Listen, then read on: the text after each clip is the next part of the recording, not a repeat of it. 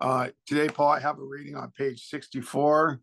It's Yep. the last paragraph on page 64. Yep. Let this person in. All right. Resentment is the number one offender. It destroys more alcoholics than anything else. From it stem all forms of spiritual disease. For we have been not only mentally and physically ill, we have been spiritually sick. When the spiritual malady is overcome, we straighten out mentally and physically. In dealing with resentments, we set them on paper. We listed people, institutions, or principles with whom we were angry. We asked ourselves why we were angry. In most cases, it was found that our self-esteem, our pocketbooks, our ambitions, our personal relationships, including sex, were burnt or threatened. So we were sore. We were burned up. I'll leave it there, Paul. All right. Well, welcome everyone. If you're new, the basis of this meeting is the paragraph before the one we just read, which is the beginning of the inventory. And first they give an example of a business inventory. Very wise move, because part of the aspect of the disease of alcoholism is extreme personalness. So it's to make the inventory an impersonal thing is really a good move, because how are you going to do a fearless, thorough inventory on yourself? You're probably not, but you could do it on something that's not you. And the description in page 64 is that that which has defeated us is not us. It's very clear in English. It says, being convinced that self, so it says first, we did exactly the same thing with our lives, talking about the business inventory. We took stock honestly. First, we searched out the flaws in our makeup, which caused our failure. Being convinced that self manifested in various ways is what had defeated us, we considered its common manifestations, and then resentment, the paragraph we just read, is a common manifestation of self in one's life. Yeah. Distinctly different from the us. It's almost as if you had almost like a flu or a virus. So resentment isn't ours. Yet when most people talk about resentments, they talk about their mind. My resentments, your resentments, yeah, my fear, your fear. But in fact, that's not true. Yeah.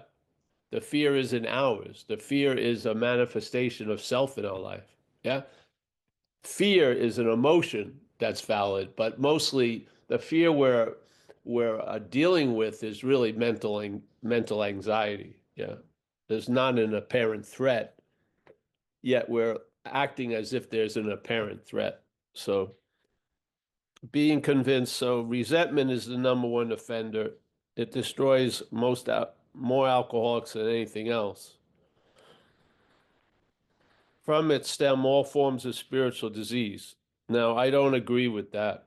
I don't believe the spirit gets a disease. Yeah, I think spirit is untouched with all the blemishes that can appear here. So they're talking about another mental aspect, I feel. Yeah. So there's a mental aspect where really the problem resides, and that infection is affecting the whole system. Yeah. And so it's a mental disease, literally. Yeah. And it says, from it stem all forms of spiritual disease. Tell me all the forms of spiritual disease.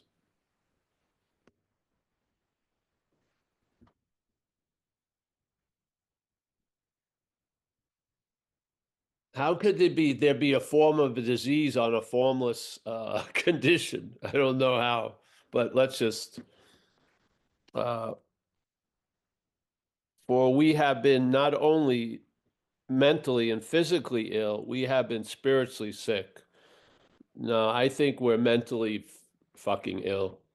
Maybe emotionally we're sick, but I don't think emotion is spirit. Uh, uh, we straighten out our when the spiritual malady is overcome. Yeah, I don't really agree with a lot of this. So When the spiritual malady is overcome, I would say the mental malady is overcome. Yeah. Which is excessive interest in self. Yeah.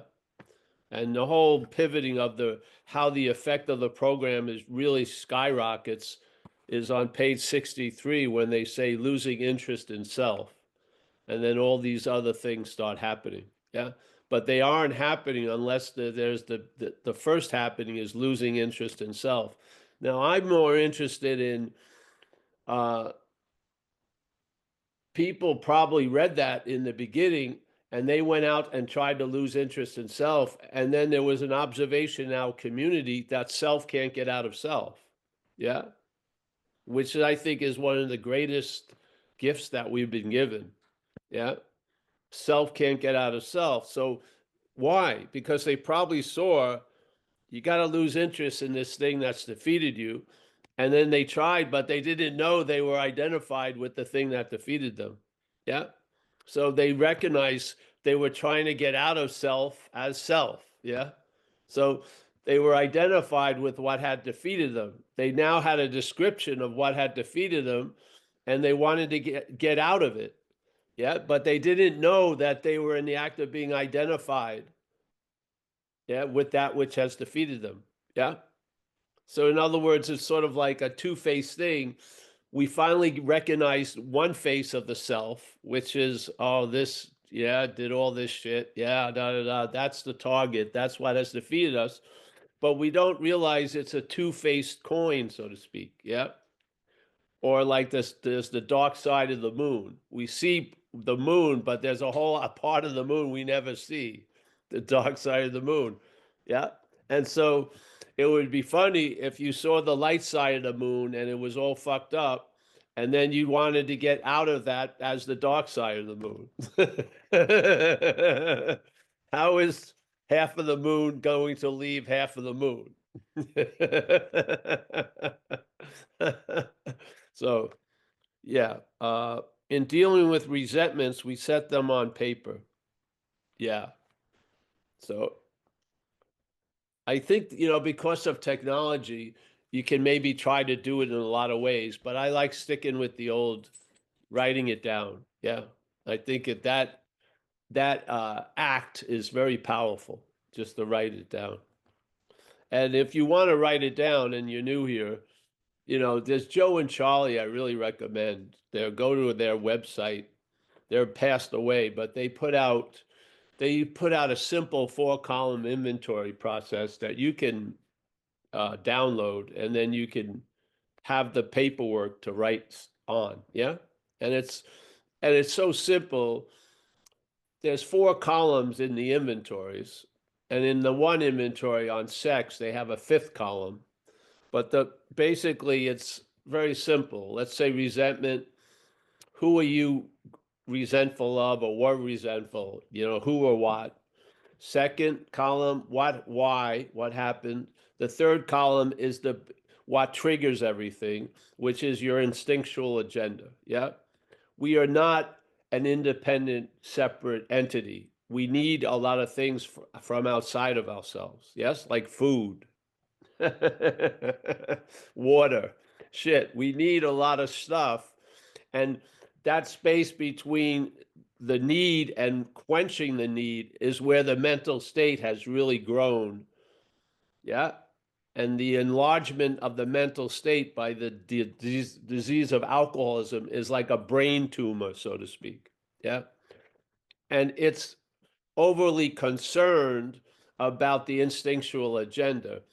And a lot of the instinctual agenda is about needs that we need to have met as an action figure. But the mental state has turned wants into needs. Yeah. So the head wants a lot of shit. It actually doesn't need it, but it lives or reacts as if it completely needs it. But it doesn't. It wants it. Yeah. So now being taken care of is not enough. You want to be taken care of in a certain way, so to speak. And the head is going to attempt to manage that direction, and it's failed.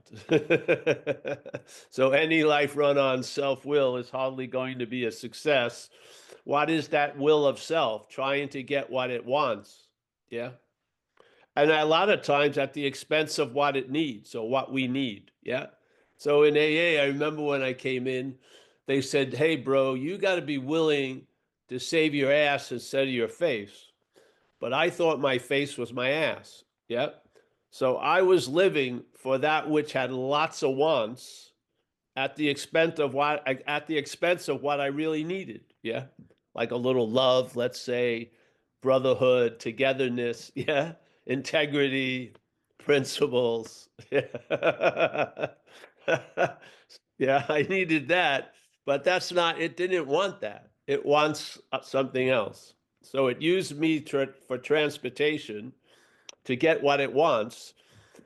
And like any addictive movement, it doesn't matter how the amount of what you get, it's never enough. Yeah. It just doesn't work. So you still feel bummed out and fucking frustrated and you're trying to point fingers everywhere. Yeah. But the point is, what has defeated you is calling itself you. Yeah. And it's your wants are now your needs. Yeah. Yeah. Wow. So this idea of spiritual sick, I would say that could be more emotional, yes? But I don't see emotion as spirit. Yeah. And I think they have it right that many people try to align its mental and physical, yeah, without any aspect of spirit. And in this case, we're going to have the spirit, which is going to override the mental and physical, yeah, this is going to be the font of influence, the spirit, not the physical or the mental, yeah. The mental and physical are going to uh, be driven by and moved by the spirit, yeah, instead of the other way around. The physical being moved by the mental, yeah, yeah. So in dealing with resentments, we set them on paper, and then they go through and they describe how to do it. Yeah, the 4 columns. So simple first column, second column, third instinctual agenda. They broke it down easily by 3 instinctual drives. Personal or social instincts, how you want to be seen by others, your position. Yeah, do you have friends or you whatever? Material and emotional security. Yes. And then the sexual drive. And basically, it's a simple way to see this is where all the needs are from, and then the incredible amount of wants that grow out of those. And when you look at the 4 column inventory in these printouts, the early ones used to have self above it. So self is managing the instinctual agenda. Yes? We've surrendered it. We've been surrendered to it. And now it's our manager. Just like it says we have a new employer, this is the position of the old employer. So the old employer took it upon himself to run our life. Not for the betterment of ourselves or others, but for its own betterment. Yeah. Now, a lot of people have tried to send it to a new business school or whatever. I feel like you need just get a new employer. No, no, combining the old and the new. Just get a new one. Yeah. And this is the way life is for us. The way of life starts out with having a new employer, being all powerful. It's going to take care of us if we perform its works well and stay close to it. Yeah. That's the deal. Yeah. The old employer had a lot of different ideas. The new employer, that's it. That's the deal. You're going to be taken care of, which means on the need level, probably. Yes? Not on all your fucking magical wants, but on your need level, you're going to be taken care of. Yeah. If you stay close to it, you can't be far away from everywhere. And performance works well, which is they don't even give you any definition about What are his works? You'll find that out, yeah? And that should bring about an assurance that we're in good hands. And you know what? That assurance really, really, the head wants to fire up, yeah?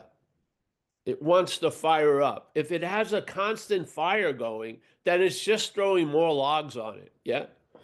But in the spiritual life of this program, those embers are put out or they're controlled, yeah? So it's begging for you to just start the fire. It can't be just throwing on logs, yeah? Which is what it was like, yeah? Now it has to ask you, it has to try to convince you. It tries to persuade you to fucking light the fire. Yeah. And then it builds its strength with the logs. But right now it's neutered. Yeah. We're not motivated to drink or use right now. It can't fire up. Yeah. It's awesome. It is awesome. Yeah. Because the without firing up, the weaker and the weaker it becomes. Yeah. Yeah. To the point where if you stay in this fit spiritual condition, which I believe there is not an unfit spiritual condition. I don't think there's any need, there's no spiritual gyms or regimens that you would do to get into fit spiritual condition. So I believe we are in fit spiritual condition. I don't believe we're in very healthy mental condition or maybe emotional conditions. Yeah. And because we're relying on something that's not reliable, our coping mechanisms haven't actually worked to deal with these dilemmas. Yes. And it's actually made them worse in most cases, to the point we try to find some bare basic relief by drinking and using, even though we have tons of knowledge that that is a not wise thing to do. Yeah. We can't seem to break the contract with the old employer, and we can't even envision a new employer. Yeah.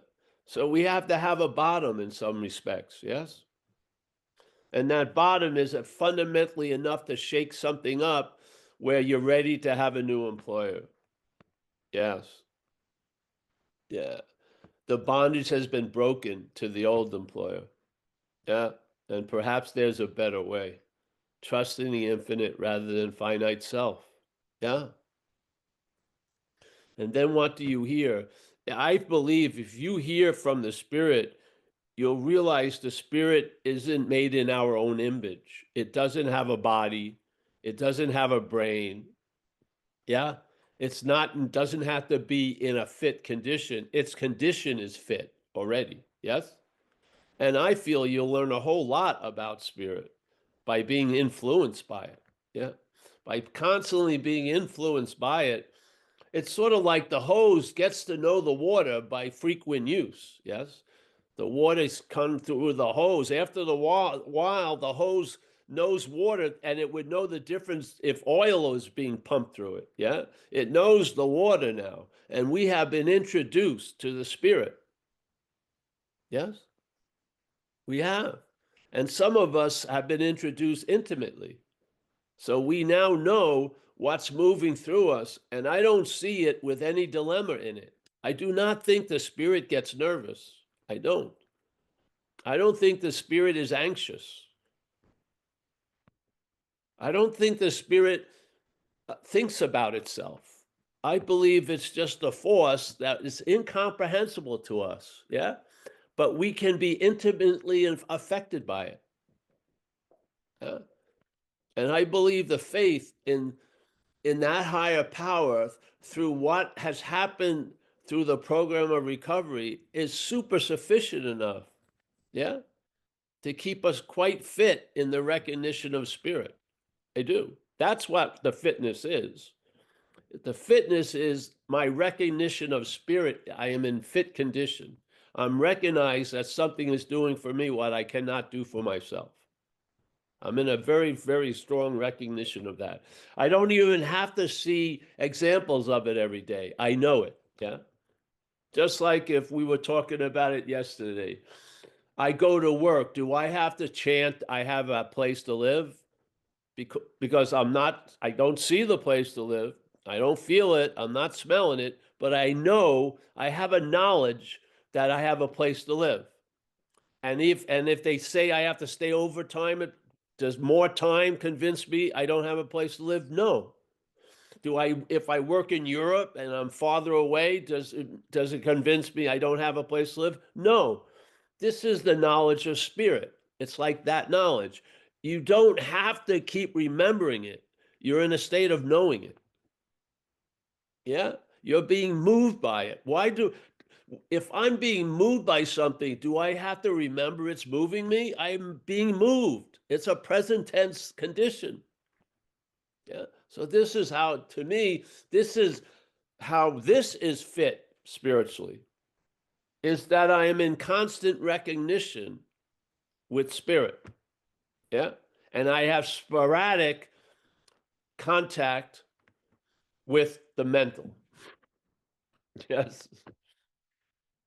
Instead of the mental playing its golden oldies. I have no, I always says, why don't you request something, Paul? I request something like, Black by Pearl Jam, and Inagata Vida gets played. What? Yeah. It never hears my fucking requests. It just keeps playing its shit.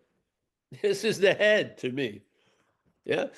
This is a personalized playlist with the spirit.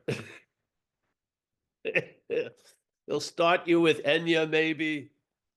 Bring it. It's nice. It's nice, man. Yeah. And then you know how when you sometimes some place offers you a playlist and it feels, wow, this is better than something I could come up with. This is what I feel the program is like. Yeah. My old ideas are like my old playlists. Yeah. And I got to be willing to let go of those old songs so I can be fed some new songs. Yeah. Yeah. Yeah. And then they actually become golden oldies, real golden oldies. Yeah. Principles are super golden oldies. Yeah. They don't change because of the circumstances or situations. Those are really something to rely on. Yeah. Yeah. So, all right, let me finish this. So, in dealing with resentments, we set them on paper. We listed people and said, did we read that? Yeah. These are the instructions. Yeah. Of how to do it.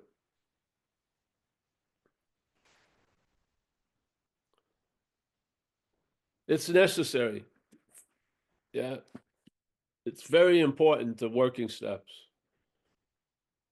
I mean, I'm sure a lot of people would like to just have 1, 2, 3, 10, 11, 12. Yeah.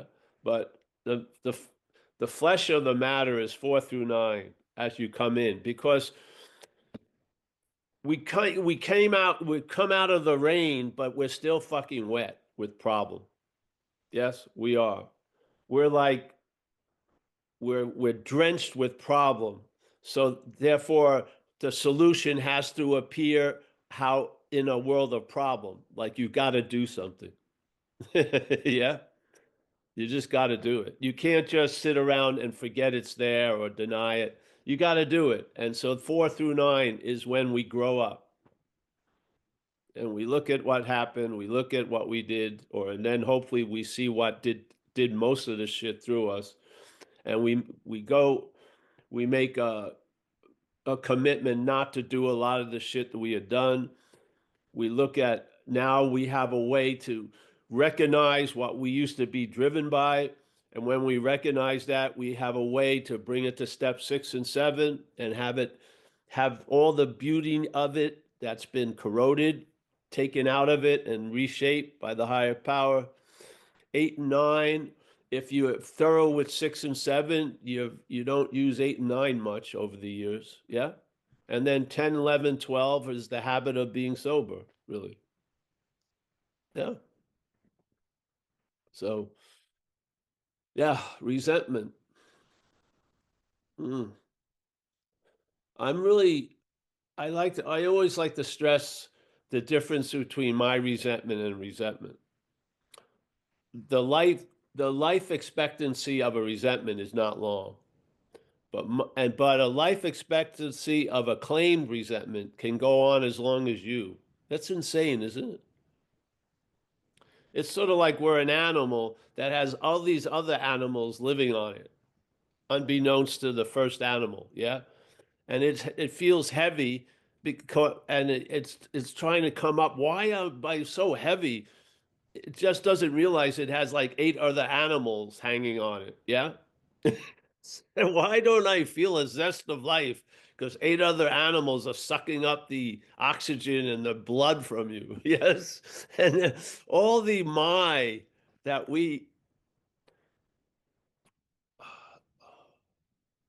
all the things we have called my have become attached to us. Yeah. And they start having their own life. My resentment, some of them, their own, like they're worshipped in a way. They're used for the excuses for all the failures in your life, like that story from the lady in Freedom from Bondage. Yeah. You don't realize that there's a weird little voodoo closet in your house where the mental state's got all this shit going on. Resentments, mental anxieties. Yeah. And it's cooking up some fucking weird mojo. Really it is. And that curse that's thrown out of the closet, you're walking around feeling, why am I feeling like that I'm not here? Because you're just wedded to the past and all this shit. Yeah. Oh, yeah. Perhaps there's a better way. There is a solution. Yeah. Losing interest in self and gaining interest in the infinite is the key. Yeah. What's necessary for that to become the key? Maybe radical maintenance, like not drinking at the beginning and not using. But after a while, you get established in sobriety. It's sort of clear from top to bottom. Yeah. Yeah. Every level of the building has a light on. It's all lit up. Yeah. You're completely here. And there you go. And I'm now going to leave in 5 minutes.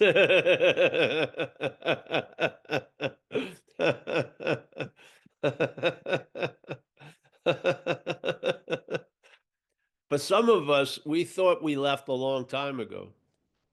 Yeah. Some of us, we feel like we've been strewn over time and conditions, and we're just so blown up. But now you're solidly present. Yeah. Solidly present. Yeah. You're not getting gypped at all. You're not at the movie and you look backwards when the best moment happens. None of that's fucking happening anymore. When you had to go to the bathroom, the big the plot story showed up. No, you're here. Yeah. You are on a need to know basis. Just just it could become like a lazy boy. Just get comfortable and there you go. Yeah. The day will probably move you to do things. Some things you have to do in a day. You have services or jobs. Yet you'll take your cues and you'll live through the day. Not one moment were you not there. Yeah,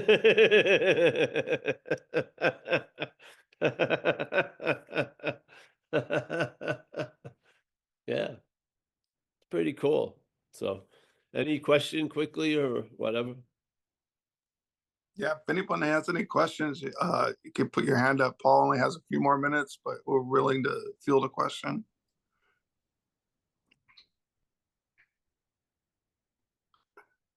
No, no, Paul, no takers. Oh, here, Oh, that was no, Ryan has it. Ryan has his hand up. Hey, Ryan, come on in. Hi. Yeah, what would you, well, I guess you have actually already answered the question, but what would you say is the purpose of inventory then? It feels like sometimes inventory is sort of feeding the self and like keeping me inside of it more. well, when you think you're doing an inventory on you, Well, we're doing an inventory on self. And that's going to really disturb self. That movement of the head does not like light to be shown in there. So, yeah, that's what an inventory does. I believe the direction and the conclusion of the inventory is to be convinced that self manifested in various ways is what has defeated you. That's it. That's the point of it. Yeah. So when you're doing an inventory, you're doing an inventory on something that's not you, while seemingly being in you or as you or on you or over you. Yeah. And, you know, it's sort of like you catch the squatter. Yeah. Yeah. And then the squatter really stops squatting when you move back into your house. So self is not the landlord anymore. It's a guest, and you don't want it back.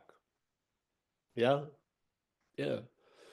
So, yeah, inventories are good. And what happens, I feel, if you do enough inventories, you won't do many inventories. Yeah, but if you try not to do inventories, you're sorely in need of doing an inventory, probably. So if you do the inventory, especially in the beginning, and you get to that point of being convinced self-manifested in various ways is what has defeated you, and you've caught enough of its ways to see the pattern of its defeat. You don't have to witness every fucking manifestation, but you know the color or the stripes of the manifestation, and you have a feeling, I'm not that, finally. Yeah. Instead of having a really like awkward, anxious feeling, I am that, and what, should I get loaded? What? Yes, you have that presentation that would drive you to drink doesn't move you anymore. Yeah, that's cool. And so I humbly believe, yeah, the inventory's main purpose is to see what you're not. Yeah. Yeah. And then you'll find out what you are. You've tried to know what you are from what you're not. It hasn't worked, and it won't. So why not know what you're not, and you'll find out what you are? That works. That's worked with me. Seriously. All right, I got to get going. Hey, Paul, real quick. Tom has a question real quick. Can you Oh, yeah. hey, go ahead, Tom. I'll take the wrath of Amelia. It's probably going to be perfect whenever I get there. It's probably going to be when she comes out. All right, if you can unmute, Tom. Yeah, unmute. Let's keep it short, though. Yeah. Thank you. Can you unmute, Tom? Yeah. Oh, there you go. Okay, thank you. Yeah, real quick. Looking at, we did exactly the same thing with our lives. Took stock. First, we searched out the flaws. But then the next sentence, being convinced that self manifested in various ways. At that point, I wasn't convinced. I did the resentment fourth step, and I had a belief from fellows that psychologically there could be a relief from seeing self, but it was still just more self imagining what self was doing. And for me, it wasn't until about a year ago, after working this, that I just was a major shift, an occurrence one day. It was like, holy shit. I could just, there was a knowing that I've always been here with just the senses. And then even speaking of what I felt, it was back in self again. But once I had that feeling of knowing, that I couldn't get relief. I didn't have relief from it, a year on, and I'll have 4 years coming up. And it took this last couple of years and just seeing through your talks, through looking at, watching, being the watcher, it occurred to me, but I couldn't get relief as a self. I couldn't get it. So yeah, I just wanted to say that it took that being convinced that self is the root of the problem was a major shift. And I struggled seeing that message in the rooms. It's more of an admittance of accountability and responsibility. And I can see there's no relief in being responsible until one can see that this spirit is what we are. Yeah, yeah. This is what's helped me. It's just a major shift. And now I have relief mostly. Yeah, right. Well, Yeah. that's it. The major shift, the minor shift, it's the, as a result of doing these steps, you're going to have a personality shift, whatever they want to call it, but you'll be on a new basis. And then everything you see from that basis has a different meaning in a sense. And Yeah, thank you. now where you couldn't travel through one day in life, you travel lighter through a life of days. Yeah, yeah, big difference. But I wasn't convinced until there was the knowing, and it was like a whack. Holy shit! All this is futile. All my thoughts. So yeah, I just want to share that. Thank you. Oh yeah, great. And if I was new, I would say, please, pray for the ability to be convinced. Really, Yeah, yeah, it's key, actually. yeah. Thank you, guys. I'll see you soon. Saturday we'll be back. I don't want to have the wrath of my higher power, Amelia. So, Thanks, Thank you, Paul. Paul. I'm sure you understand. Yeah. Thank you, Let me Paul. say goodbye, thank you. Tom.